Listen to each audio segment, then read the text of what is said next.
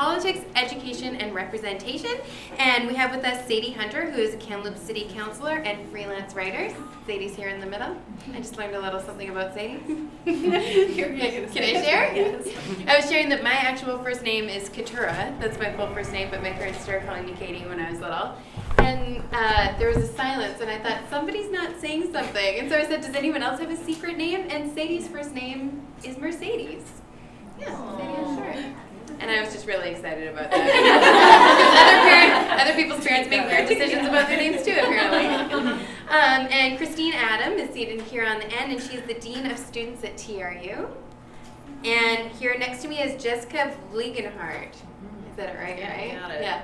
I say it right every time, but then I say, did I say it right? Which kind of undermines the whole thing. So. Would you guys just take a second and tell us a little bit about yourselves, what you do? And Jessica's a trial lawyer. So tell us a little bit about you and what you do and anything else, that you'd like us to know before we start. Sure. I guess I'll go first. Yeah, I'm Jessica Vliegenhart. I'm a trial lawyer at Bolton & Company here in town. So I'm like the lawyer you see on TV in the courtroom, doing that kind of thing. I've been doing that since 2012, and prior to 2012, I played wheelchair basketball for Team Canada and played in the London Paralympics. And prior to that, I call it my past life. I was actually a forest firefighter, and that's how I ended up in the wheelchair. I was in an accident in the workplace. So all you ladies in the male industries, I feel ya, because I too worked in camps, out for 20 or 30 days at a time, the only woman on a fire sometimes, and that can get real out there. Yeah. Like I said, Jessica could probably serve on all of the panels. That's great. And feel free to speak. We don't have to stay in our lane here either. Feel free to speak to anything from any position that you've experienced as well. Thanks. Sadie. My name is Sadie Hunter. I'm currently a city councillor. And I'm also a freelance writer. I've kind of just taken the leap into being a business owner myself, so an entrepreneurial endeavor within the last couple of months, so it's kind of new and exciting for me. So the one thing that I did want to say, I feel like I can kind of relate to a lot of different areas that have been talked about, because the reason that I ran for city council in the first place was really because I didn't see myself represented at the table, because I didn't see somebody who had been a single parent. Well, Tina Lang had been, but I didn't see those things there. Somebody who knew what it was like. I think Natica brought up lived experience, so knew what it was like to struggle on low income, knew what it was like to navigate the city or have some physical challenges in terms of actually having to navigate the system with disability. And there were a lot of different pieces that I didn't see. So that's where I am now, but there was a lot of different reasons and things that led me to that. Thanks, Sadie. So I'm Christine Adam, and I serve as a Dean of Students at the university, which is not something that usually appears on those high school things where it's like, what are you going to be when you grow up? Actually, when I did that, I got funeral director, which was interesting because I grew up in a funeral home and in a family of funeral directors. But Dean of Students is someone who sort of is there really paying attention to the students across the university through all of the various programs, and ensuring that the services are in place for them. Particularly over the last few years, a lot of my focus has been on sexualized violence and on mental health supports for students. Also, different aspects of diversity, inclusion, equity, particularly for students who are LGBTQS+. So that's a lot of what I do is hanging out at the university. I'm a mother of 2 boys who are 20 and 17. Wow. 2 young men. I'm curious to know how the shift has changed on campuses. Like you mentioned, acknowledging LGBTQ people wasn't always necessarily a thing, even on a progressive campus. Is that relatively new, specifically for TRU? Is this something that's getting more attention than it was? So universities have gone through a lot of phases of inclusion in Canada over the last decades. So initially it was bringing veterans into universities, where universities had previously been seen as places for the elite. And so then it was veterans coming in, then there was more racial diversity through the 60s, and women going to university, imagine, or to college as well, and looking at other aspects of education and training. And so now we're seeing our attention focus because we've perhaps achieved diversity in some areas, but not necessarily inclusion. We've started to focus on those other groups that we haven't heard from previously, or we haven't been willing to hear from, and I think that's something that we have to own. And LGBTQ2S+ students are ones that I'm beginning to hear more about in terms of the safety that they deserve to experience in our spaces on campus and in our classroom environments. Absolutely. And if we can start there, we can work out. Mhm. So you all work in industries that I would say were male dominated for much of the time, in the law, in politics, in post-secondary. Where's a difference or a divide that you still see with your male counterparts compared to approaching it from a female perspective? Do we still see a difference in those fields? Certainly in the law. Yeah, there's a lot of the attrition rate for female lawyers. There's more women graduating law school than men, and there have been for quite a number of years. And we all enter into the workforce, and at about 5 years into the job, there is a precipitous drop-off. Women quit. They leave the law. And there's been task forces struck and think tanks working on, why are women leaving? A big part of the reason is because the people who are still making the decisions are the men who are 60 plus years old, who had a very different experience as a working professional. And it's an entirely different world for a young female lawyer coming into that industry that is still structured around essentially white able-bodied men. Right. And I should say, for any young lawyer, the first 5 years is a nightmare. I think for women in particular, it's a special kind of hell.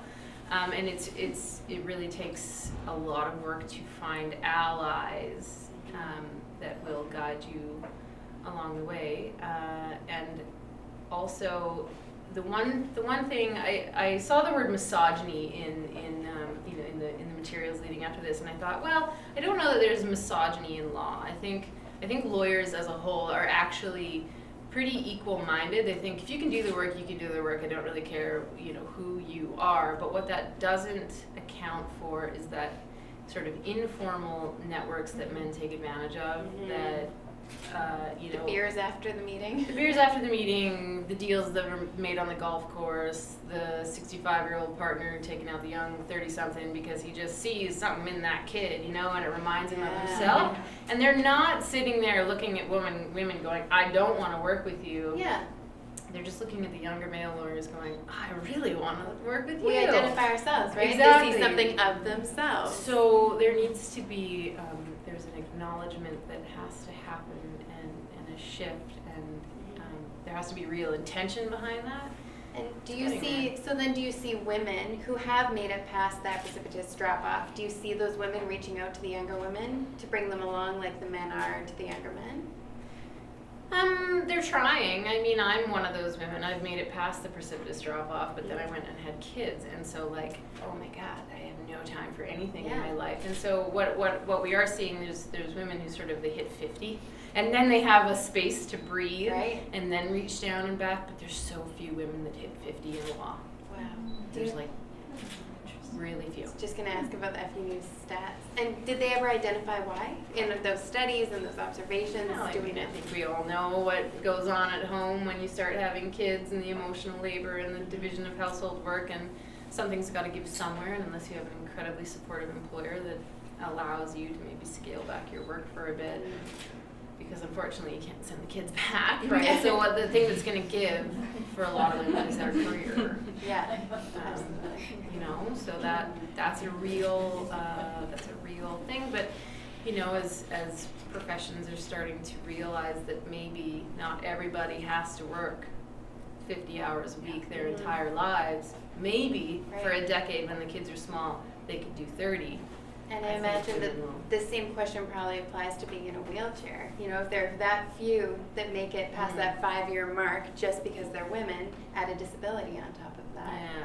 What kind of representation do you see of that? Well, that even gets even more. I don't want to hijack this now, but I do have to say that when I arrived for my first week of law school, and this is not that long ago, it's like 2008, not the entire, 80% of the orientation was inaccessible, which was like, welcome to law school. P.S. You can't do anything or meet your class. So that was a real, like, whoa, that was a real shock. There are some lawyers in wheelchairs. It's not a bad profession for people with disabilities, but there's few of us. Yeah, thanks for paving the way. You're welcome. How about you, Sadie? You work in a particularly male-dominated. For a while, we started to see it tip a little bit, but when you see, I was just watching a fascinating panel that had women who had previously been premiers of provinces, and talking about how for a while we were close to that 50% mark here for gender equality in politics, and now we've slipped back into under 20% representative. So for Sadie, who serves at a municipal level, you still get a taste of that. There's still an imbalance gender-wise on our council. I think there's 3 women and 6 men. So there's definitely not a balance, but I think part of that is for the same reason that was discussed earlier. There's not enough people stepping up to try. There's not enough women who are willing to try. It seems intimidating, it's scary. It is intimidating and scary. I mean, I think that's part of it. We need to educate more women that it's not as overwhelming or intimidating as it might seem from the outside. At the same time, if you have a younger family, you would definitely need to have a strong support network at home or in your community to allow you to do that, because I think it would be very difficult to be active and as active as you need to be effective with a young family at home. So my son is now 21, and if he was still young and at home, I don't think that it would have been feasible. So that is definitely part of it, are all the women who would be willing to step up and into that role, do they have the supports that they need? I will say though, I was recently at a Federation of Canadian Municipalities conference in Quebec, which is basically all municipal leaders coming together, and I did notice, I would say it was more than the 20% statistic. I would say it was closer to 40% women represented. So that's I found actually really encouraging, right? So I think it's changing, and it was a lot of new people who came in with this most recent election. So I think it's starting to shift a little bit in a lot of younger women. So. And do you see unique challenges in your position compared to your male counterparts then? Actually a lot of it's the same as what Jessica just raised. Let's go for a beer afterwards. Let's have these conversations because we're buddies. We've known each other for 30, 40 plus years. So they just keep doing what they've always been doing, and it's not an intentional exclusion, but it's exclusion by not changing that behavior. So the status quo needs to change. My approach to it is just, hey, what's going on? I'm coming with you, and that's, I just change it by being present. Which is, I think, all of our panels have sort of spoken to that, the importance of being present in whatever work that you are doing. Thanks, Sadie. And what about it at something like a university? How do you see that differing from your male counterparts? So we see more women entering into academics. So obviously accessing an education, but also entering as professors and entering at the assistant professor level. When you start to look at the promotions within, they tend to be more represented by male. I'm one of 3 female deans out of 9 at the university, and we're in the areas you would expect: education, nursing, and dean of students. So and then the university librarian. We are sort of the female representatives within that group. We are led by a female. Our vice president academic is female, and that's been wonderful. But I think if you look across the country, you'll see that most university presidents are male, boards are disproportionately male, and so they don't necessarily represent the people we serve. We serve students, and we have more and more female students coming into the university, and our structures don't represent that gender balance. And that's fairly typical. Then. It's fairly typical, and I think when you when you have a smaller number of women expected to succeed by others around, we may begin to turn on each other a little bit too, and hold each other to higher standards than we hold our male counterparts at times. Yeah, so there's also an internal adjustment for us as women, right? To also make sure that we are maintaining that equity within our standards. Interesting. There was a woman in the science and a woman in science on the podcast, Women Shaping Canada, that expressed she had often felt unheard and talked over, and she had to boldly speak up and really force herself in order to be heard. And when she confronted her male counterparts about that, they were very surprised and didn't realize that that was a way that she felt about that. But I would say a lot of women in business have experienced that very thing, where your voice has to be louder than you feel that it should have to be, or than your male counterpart has to be. Have you found that in your industries? Is there a need for you to use your voice in a more forceful way than you feel you should have to in order to be heard or not spoken over? I'm at a bit of a double whammy there, the whole use having a wheelchair and being a female. Yeah. I imagine you experience a lot of double whammies. Yeah. And it's interesting, not in my firm. I will say it was very uncomfortable coming into the profession as a young female. I think I was 29 when I started practicing, and having to interrupt like a room full of 60-year-old men to, when I wanted to say something that felt wrong. They listened to me, but my heart was pounding, so there was a lot of me having to get used to using my voice, maybe more so than having to talk over people. But certainly in the courtroom, I'm often the only woman, and like you see on TV, lawyers stand up to object. Yeah. So I've had to learn how to move in a different way because I can't stand up, and I do have to speak louder there. I find actually one of the lawyers that I worked with wouldn't actually say anything when he wanted to object. He would just simply stand up.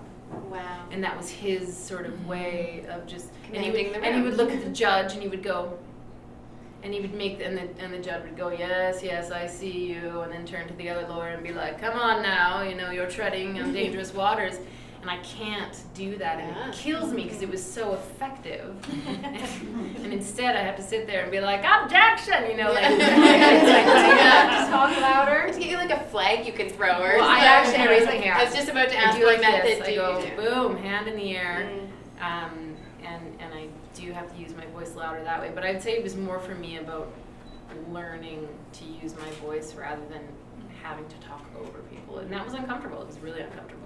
Yeah, absolutely, and it takes boldness every single time to do that. What if I raise my hand and they still don't acknowledge me? Yeah. Right? So, yeah.